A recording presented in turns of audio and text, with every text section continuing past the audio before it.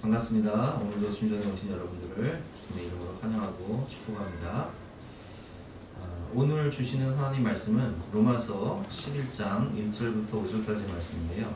신약성경 254면입니다. 5절밖에 안 되니까 제가 읽도록 하겠습니다. 로마서 11장 1절부터 5절까지 말씀 제가 공부하겠습니다. 그러므로 내가 말하오니 하나님이 자기 백성을 버리셨느냐? 그럴 수 없느니라. 나도 이스라엘이며 아브라함의 씨에서 난 자요 베냐민 지파라. 하나님이 그 미리 아신 자기 백성을 버리지 아니하셨나니 너희가 성경이 엘리야를 가리켜 말하는 것을 알지 못하느냐. 그가 이스라엘을 하나님께 고발하되 주여 그들이 주의 선지자들을 죽였으며 주의 제자들을 헐어버렸고 나만 남았는데 내 목숨도 참나이다 하네. 그에게 하신 대답이 무엇이냐. 내가 나를 위하여 바알에게 무릎 꿇지 아니한 사람 7,000명을 남겨두었다 하셨으니 그런즉 이와 같이 지금도 은혜로 택하심을 따라 남은 자가 있느니라. 아멘. 오늘 말씀의 제목은 지금도 남은 자가 있느니라 라는 제목으로 본 말씀 의지에서 함께 은혜를 나누도록 하겠습니다. 우리가 너무 잘 아는 대로 북한 교회는 교회 자체가 교회 건물 자체가 뭐 동수교회가 하나 있긴 하지만 그거는 뭐 실질적으로 뭐 교회라고 볼 수는 없고요. 그냥 북한이 종교의 자유를 허락한다라는 것을 흉내내기 위해서 세운 동수교회가 있지만 실질적으로 예수 믿는 사람들을 다 잡아서 가두고 또 죽이고 핍박하는 나라죠. 그래서 우리가 승격할 때는 과연 북한에 예배를 드리는 하나님을 믿는 아직도 믿음으로 기도하고 예배를 드리는 성도들이 있을까 생각하지만 오늘 말씀처럼 지금도 남은 자가 있다는 거예요. 우리가 얼마 전에 다니엘 기도회를 통해서 간증을 들었지만 우리 김은진 사모님 같은 경우는 어렸을 때부터 할머니를 통해서 하나님 말씀을 배웠고 또 아버지를 통해서 항상 가정이 어머니도 믿음의 가정, 아버지도 믿음의 가정에서 자라서 이렇게 믿음의 가정끼리 결혼을 해서 원래 예배를 드리는데 그때 북한의 지하교회 성도들이 자신의 집으로 온다 이렇게 간증을 했잖아요. 어렸을 때부터 할머니로부터 찬송을 배우고 말씀을 배우고 소가 풀을 씹어 먹을 때 꼭꼭 씹어서 소화시키듯이 하나님의 말씀을 꼭꼭 씹어서 너의 것으로 만들어라. 그 신앙의 그 믿음의 유산을 이어받았죠. 아버지가 이제 발각이 되어서 순교하시고 또 그 충격으로 할머니도 돌아가셨지만 어머니와 함께 믿음을 지키며 살았고 결국은 저 산골로 끌려가서 10년 동안을 그 산골에서 생활을 했다고 해요. 그러나 오히려 그 산골에서는 마음껏 하나님을 찬양할 수 있고 예배드릴 수 있었으니까 그것이 오히려 은혜였다라고 고백을 합니다. 1994년 고난 행군 시기에 어머니와 함께 탈북을 해서 지금은 목회자의 사모가 되었고 어머니도 함께 신앙생활을 하고 있는 그 간증을 들으면서 저 서슬퍼런 북한도 정말 예수 믿는 사람들이 하나도 없을 것 같은 그 북한도 오늘 말씀처럼 지금도 하나님의 은혜의 택하심을 따라 남은 자가 있다는 거예요. 오늘 본 말씀을 보면 남은 자에 대한 설교인데요. 오늘 본문을 이해하기 위해서는 먼저 로마서 9장, 10장 그리고 11장을 이해할 필요가 있습니다. 9장, 10장, 11장은 바울이 그토록 바라던 자신의 동포, 신척권에 대한 이야기죠. 내 자신이 저주를 받아 그리스도에게서 끊어진다 할지라도 내 동포들이 우리 민족이 구원받을 수만 있다면 나는 그렇게 되기를 원하노라. 그런 내용인데 9장은 이스라엘의 과거에 대한 내용이에요. 9장 4절 말씀에 보면 그들은 이스라엘 사람들이라 그들에게는 양자됨과 영광과 그는 그 이스라엘 백성들은 시내산에서 하나님의 현현을 보았단 말이에요. 하나님의 영광을 보았단 말이에요. 그리고 언약과 율법을 받았죠. 시키는 돌판을 직접 받았다. 율법을 세우신 것과 예배와 약속들이 있고 조상들도 그들의 것이요 육신으로 하면 그리스도가 그들에게서 나셨으니 그는 만물에 계셔서 세세의 찬양을 받으실 하나님이시니라. 아멘. 이렇게 영광스러운 과거가 있음에도 불구하고 그들은 오히려 예수님의 십자가의 복음을 거부한단 말이에요. 30절 말씀에 보면 그런즉 우리가 무슨 말을 하리요? 의를 따르지 아니한 이방인들이 의를 얻었으니 곧 믿음에서 난 의요. 이방인들은 믿음으로 막 구원받고 복음을 받아들이고 교회가 세워지고 부흥이라 하는데 의의 법을 따라간 이스라엘은 율법에 이르지 못했어요. 율법으로 구원받기 위해서 하나님의 의가 아닌 인간의 의를 따라간 이스라엘은 오히려 그 율법을 지키지 못함으로 오히려 망하게 된 거예요. 32절 말씀처럼 어찌 그러하냐 이는 그들이 믿음을 의지하지 않고 행위를 의지함이라 부딪힐 돌에 부딪혔느니라 라는 말씀처럼 이스라엘 백성들은 이렇게 하나님을 대적하면서 과거에도 실패해요. 그리고 현재도 10장을 보면 이스라엘 현재의 모습을 나타내고 있는데 현재도 실패하고 있다는 거예요. 그들은 순종하지 않고 거슬러 말하며 하나님의 이 영광의 복음을 거부하고 있다는 거죠. 10장 3절 말씀입니다. 하나님의 의를 모르고 자기 의를 세우려고 힘써 하나님의 의에 복종하지 아니하였느니라 라는 말씀처럼 이스라엘 백성들은 하나님의 의가 아닌 자기 의를 따라서 구원받기 위해서 예수 십자가의 그 피 묻은 복음을 거부하고 불순종하면서 살아간다는 거예요. 그래서 21절 말씀에 보면 이스라엘에 대하여 이르되 순종하지 아니하고 거슬러 말하는 백성에게 내가 종일 내 손을 벌렸노라 하였느니라. 이렇게 순종하지 아니하고 거슬러 말하는 이스라엘 백성. 그러나 우리가 지지난주 말씀을 통해서 배웠지만 하나님은 그런 불순종하는 이스라엘 백성들, 거슬러 반항하는 이스라엘 백성들을 향해서도 누가복음 15장 탕자가 찾아왔을 때 아버지가 팔을 벌리고 그 아들을 맞이하듯이 종일 내 손을 벌렸노라 말씀하시며 기다리시는 하나님의 사랑에 대해서 우리가 배웠습니다. 그래서 오늘 본문 말씀은 그러므로로 시작돼요. 그러므로 이스라엘 백성들이 과거에도 예수 십자가의 복음을 거부하고 지금도 불순종하며 거슬러 이 십자가의 복음을 거부하고 있지만 그러나 종일 손 벌리시는 하나님의 그 사랑과 기다림.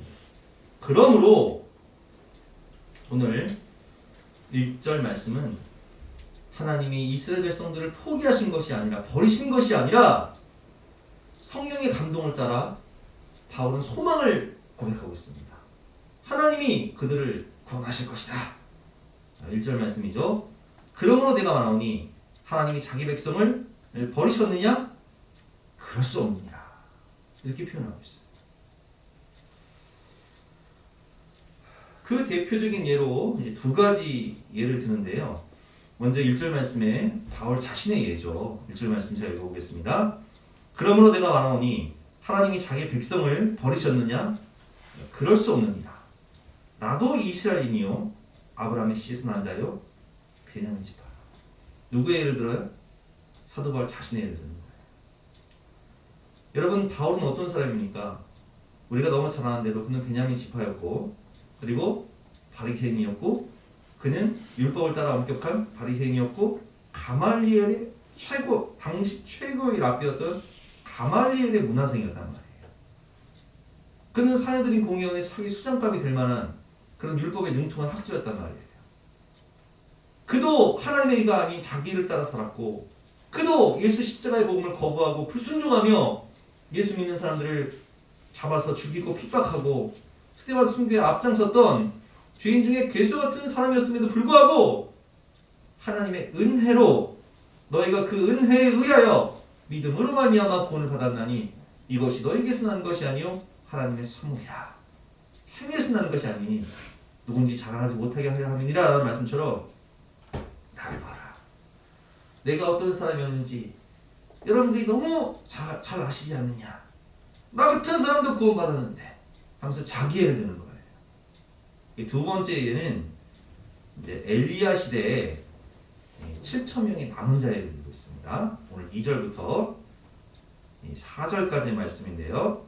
하나님이 그 미리 아신 자기 백성을 버리지 아니하셨나니 너희가 성경이 엘리야를 가리켜 말하는 것을 알지 못하느냐.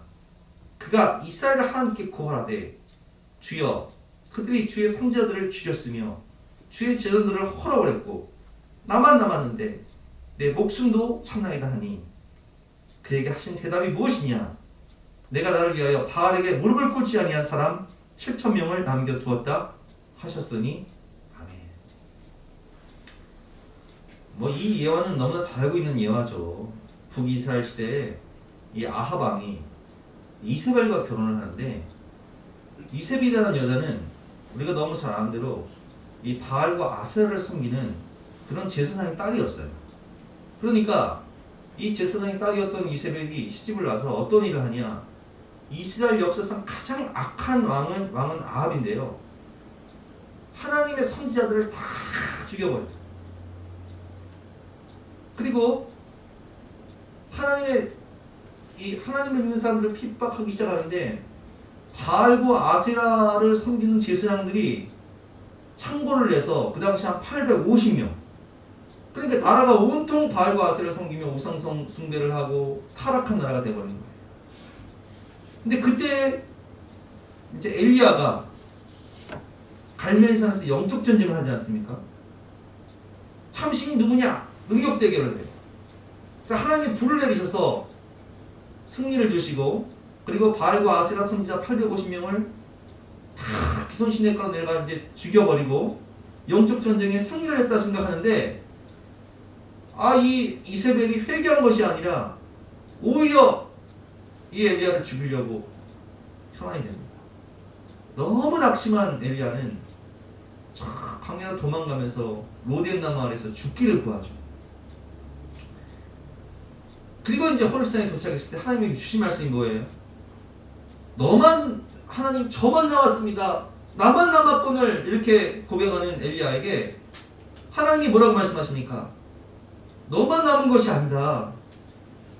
내가 이 타락하고 악한 시대에 바알과 아세라를 믿는 사람들이 가득한 온 땅에 바알에게 무릎 꿇지 아니한 남은 자 7천 명을 남겨두었다. 이렇게 말씀하시는 거예요. 4절 말씀이죠. 그에게 하신 대답이 무엇이냐. 내가 나를 위하여 바알에게 무릎을 꿇지 아니한 사람 7천 명을 남겨두었다 하셨으니 아멘. 예수 믿는 사람들 다 잡아 죽이고 교회를 잔멸하고 핍박하던 그런 시대에도요. 하나님 반드시 남은 자들을 남겨주신다. 우리가 언젠가 이 중국 그 간증을 제가 한 적이 있었는데 문화혁명 1967년 이 당시에 이제 56년 이 당시에 문화혁명이 일어나죠. 이때 이제 이 일사각오로 주님 편에 서라 이 책을 제가 언제가 말씀드렸는데 51년생이신 장롱 목사님은 친척 할아버지에게 복음을 전해줬습니다. 예수 믿게 되는데 이제 문화혁명 당시에 이제 할아버지가 순교하는 걸 봐요. 예수를 믿는다는 이유로 공개 처형을 당하는 거죠. 공개 처형을 당하는 것을 보고 그럼에도 불구하고 믿음을 지키면서 살아가는데 이 목사님 같은 경우는 일생의 반을요 감옥에서 지내요. 찬송을 불렀다고 해서 4년형을 받습니다. 아니 찬송을 부르는 게 무슨 죄예요? 근데 찬송을 불렀다고 4년형을 받아요. 복음 전하게 되면 어떻게 되겠어요? 10년형 20년 받는 거예요. 평생의 반을 감옥에서 지내. 그런데도요 중국의 지하교회 성도들은요 이 책을 읽다 보면 제가 놀랐던 것이 뭐냐면 이제 감옥에서 나와서 자신이 섬기던 그 가정교회 지하교회를 갔는데 밤에 갔는데 그때 성도들이 자기를 위해서 기도하거든요. 그 밤늦은 시간에 여러분 지금 중국의 지하교회는요, 아무리 뭐 시진핑 주석이 교회를 핍박하고 지금 잔멸하려고 해도요, 7천 명이 아니라 7천만 명 이상의 남은 자가 있다는 거예요. 근데 그분들은 어떤 믿음이냐, 북한교회 성도같이 순교자적인 믿음으로 믿음을 지키는 남은 자입니다. 오늘 결론 말씀이 무엇입니까? 모든 시대마다 은혜로 택하심을 입은 남은 자가 있다는 것이 오늘 결론 말씀이에요. 오늘 5절 말씀이죠. 그런즉 이와 같이 지금도 은혜로 택하심을 따라 남은 자가 있느니라. 모든 시대마다 하나님이 은혜로 택하신 남은 자가 있다는 거예요. 초대교회 당시에 로마의 핍박 속에서 우리가 카타콤 지하교회 언젠가 사진 보여드렸죠, 제가. 그 갑바도기아의 그 지하교회 모습, 그 지하에 굴을 파고 데린쿠유 그 지하 도시의 모습, 순교자의 행렬이 가득해도요 그들은 믿음을 지켰어요. 그리고 이제 주 313년이 지나서 콘스탄틴 형제, 그래서 나중에 이제 기독교가 이제 로마의 국교가 되잖아요. 근데 문제는 이때부터 시작돼요. 기독교가 국교가 되니까 타락하기 시작해요. 이전에는 순교적인 믿음만 가지고 있던 진짜 성도들만 교회가 되겠는데, 이제는 세상의 성공과 부귀와 영화를 쫓아서 출세하기 위해서 교회에 나오기 위한 가짜 크리스천들이 교회에 가득한 거예요. 교회가 타락하기 시작해요. 이때 이제 성 안토니오라고 이제 이집트 분이에요. 이분이 제가 성지가 좋다고 보니까 이 안토니오가 이집트 사람이더라고요. 안토니오는 아주 어마어마한 토지를 소유한 아버지가 부자였어요. 그 유산을 다 가난한 자들에게 물려주고 정말 기도와 말씀에 정진하면서 큰 산골로 들어가서 오직 기도와 말씀만 하는 거예요. 근데 그때 제자들이 생겨나요. 그 깊은 영성을 따라서 사람들이 따라오는 거예요. 그래서 이 성 안토니오 수도원이 생기거든요. 이게 이제 지금 1600년 전 얘기예요. 1700년 가까이 된 얘기예요. 이 성 안토니오가 이 성지가 좋다 320편을 보면요, 이 성 안토니오 수도원과 이 안토니오 기도굴이 나오는데, 요 동굴 속 깊은 곳에 들어가서 산 중턱에 있는 동굴인데, 그 산도요 한 1시간 반 올라가야 되더라고요. 아무것도 볼 게 없는 흑산이에요. 근데 거기 이제 동굴 그 한 7, 8m 속으로 들어가면 사람 한두 명 모을 수 있는 그 공간이 있어요. 거기서 기도하는 거예요. 근데 이제 이 성 안토니오를 따라왔던 제자들이 나중에 이 성 안토니오 수도원을 세우는데, 놀라운 사실은 지금 이제 1600년이 지났잖아요. 근데 이 성 안토니오 수도원에 지금 이집트는 아직도 지금 무슬림들이 대다수입니다. 이슬람들이. 근데 이 성 안토니오 수도원에 지금도 수도사들이 150명 있어요. 와, 저 놀랐어요. 모든 거 포기하고 기도와 말씀에 정진하는 수도사들이 지금도 150명 있더라고요. 그러니까 1600년 동안 이 수도원이요, 그 이슬람의 그 위협 속에서도 명맥을 유지한 거예요. 이 알미냐라고 해서 이집트 최대 기독교 도시가 있거든요. 이집트의 알미냐 이 도시는 이집트 기독교인들의 50%가 살고 있어요. 이게 알미냐에서 한 3시간 반 정도 차를 타고 광야로 고속도로 타고 쫙 가면 이 성 안토니오 수도원이 나오는데, 지금도 이집트의 콥트 교회의 순교자적인 믿음은 이 성 안토니오 수도원의 영성을 이어받은 거예요. 근데 1700년의 그 역사를 이어받은, 야, 대단하더라고요.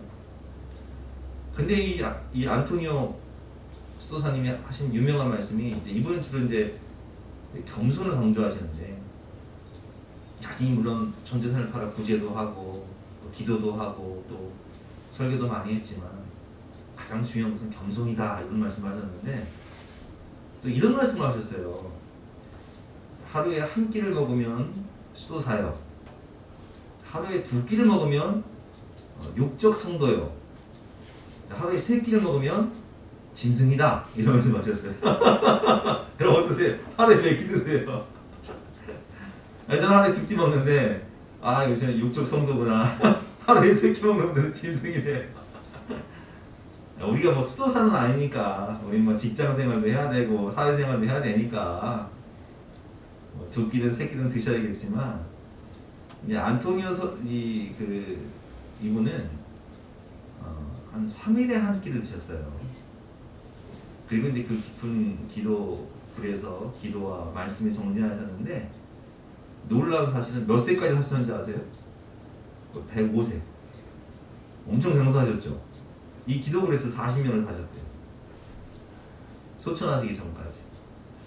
그러니까 그런 분들이 있었기 때문에 그 이집트의 콥트 교회가 그 이슬람의 위협 속에서도 그 명맥을 유지하면서 이 수도원이 1700년 가까이 지금도 150명의 수도사가 수도할 만큼 그 명맥을 유지하는 거예요. 하나님은 그 시대마다 정말 남은 자들을 남겨주시는 거예요. 중세교회가 타락해서 중세를 교회의 암흑기라고 말하거든요. 그게 종교개혁이 일어났는데 그 종교개혁이 일어난 이유가 무엇입니까? 그 시대의 남은 자들 하나님이 그 정말 오직 성경, 오직 믿음, 오직 은혜, 오직 그리스도, 오직 하나님께 영광을 외쳤던 그 종교 개혁을 일으켰던 사람들은요, 처음에 막 성경을 자국어로 번역을 해서 성도들한테 나눠주면요, 막 허용을 시켰어요. 근데도 굴하지 않았어요. 오직 성경, 오직 은혜, 오직 예수 그리스도, 그걸 외치면서 이렇게 죽어가면서 또 복음을 전한 거예요. 언젠가 우리가 이 한국교회 그 초대 그 신사참배 시절에 그 손양원 목사님 따님 그 손동희 권사님이 금요일 그 다니엘 기도회 때 간증하신 적이 있죠. 몇 주 전에. 아, 저는 그 간증 들으면서 참 어떻게 그렇게 하셨는지. 주기철 목사님은 순교하실 때요, 일본 사람들이 여기 손톱 발톱 다 빼버렸어요. 얼마나 고문을 많이 받으셨는지. 뭐 아시겠지만 하루에 요만한 주먹밥, 소금물, 이게 다예요. 그럼 이 추운 날 그 교도소에 이 난방이 되냐? 안 돼요. 여름에 에어컨이 있냐? 그 당시에 무슨 에어컨, 선풍기도 없죠. 그 추위와 더위와 배고픔과 그 고문과 그 모진 그 시련을 이겨내면서도 그냥 신사참배 한번 한다고 일본 천황한테 고개 한번 숙이면 되는데 그렇게 하지 않잖아요. 그게 우리 기독교의 역사예요, 여러분. 그렇게 남은 자들이 믿음의 명령을 이었단 말이에요. 여러분, 오늘 결론인데요, 지금의 한국교회, 오늘 하나님께서 우리에게 말씀하십니다. 지금도 남은 자가 있다는 것. 택하신 은혜를 따라, 은혜의 택하심을 따라 이 시대에도 남은 자가 있다는 거예요. 여러분, 지금 코로나19 시대에 많은 성도들이 교회를 떠나고 믿음을 떠나고 방황하고 있지만, 그러나 지금 이 시대에도 정말 일사각오의 믿음으로 오직 주님만 사랑하며 기도와 말씀으로 믿음을 지키고 믿음의 다음 세대를 세우기 위해서 힘쓰고 애쓰는 이 시대의 남은 자들이 바로 여러분들입니다. 여러분, 가슴에 손을 얹고 한번 따라해볼까요? 내가 남은 자입니다. 내가 남은 자입니다. 여러분, 그렇습니다. 하나님께서는 여러분들을 이 시대의 남은 자로 부르시는 거예요. 제가 신앙생활을 50년 가까이 하고 또 목회자가 돼서 보니까 진정한 남은 자들은 평신도, 순수한 영혼을 가진 평신도들이 대다수예요. 세상과 권력과 물질과 모든 것과 타협하지 않고 오직 주님만 사랑하며 믿음으로 살아가는 믿음의 사람입니다. 한국교회를 살리고 세계 선교를 이뤄나가 이 땅의 다음 세대를 살릴 진실한 남은 자들이 바로 여러분들입니다. 여러분, 이 시간 함께 기도하실 때 하나님, 세상은 흔들리고 사람들은 변화해도 나는 오직 믿음으로 오직 복음으로, 오직 성경으로, 오직 주님 사랑하면서 영혼 구원하면서 이 시대에 남은 자로 남겠습니다. 함께 기도하시는 저와 여러분 되시기를 주님의 이름으로 축원합니다.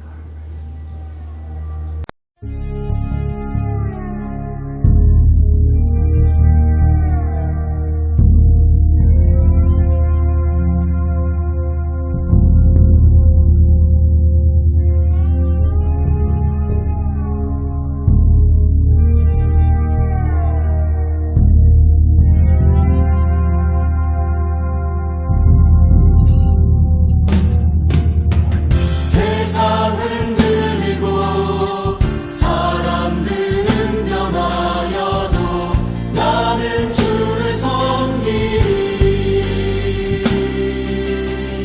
주님의 사랑은 영원히 변하지 않네. 나는 주를 신뢰해. 오직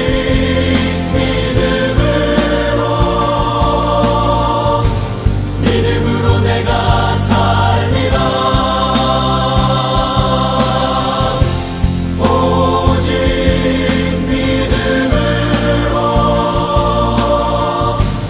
믿음으로 내가 살리라.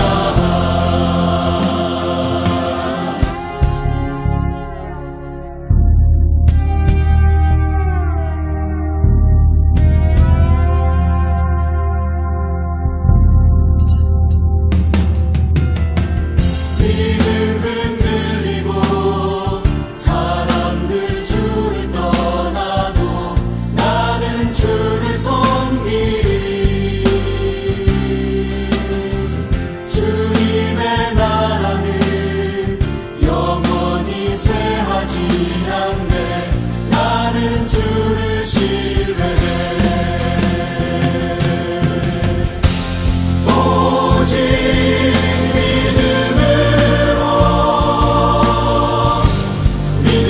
내가 살리라.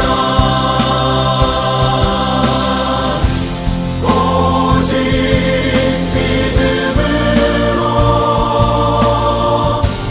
믿음으로 내가 살리라.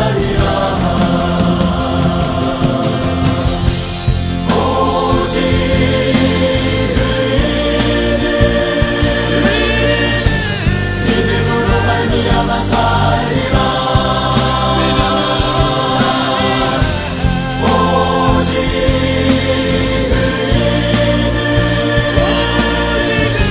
믿음으로 말미암아 살리라.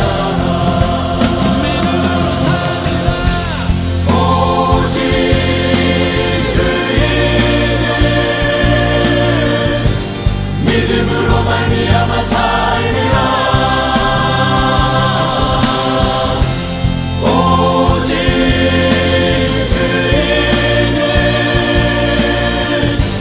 믿음으로 말미암아 살리라.